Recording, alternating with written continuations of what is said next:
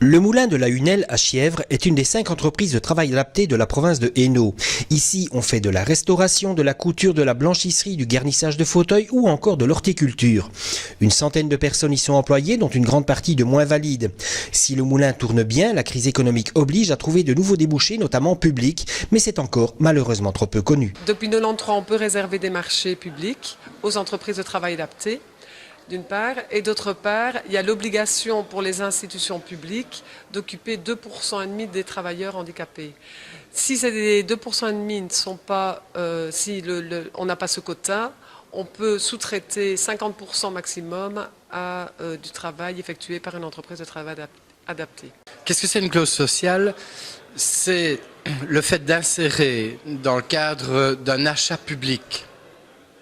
Nos pouvoirs publics achètent des fournitures, achètent des travaux, achètent des services. Une stipulation où il précise qu'il veut qu'à travers le marché, un effort de formation et d'insertion soit réalisé en même temps que la commande publique pure et dure. La législation des clauses sociales, sur les clauses sociales, est apparue dans les années 90, en Europe de manière générale et en Belgique à partir de 96. Elle s'est renforcée dans le début des années 2000 par différentes lois programmes. Et puis elle vient d'être intégrée dans la nouvelle loi marché public de 2006 et les arrêtés d'exécution subséquents de 2011 et de 2013.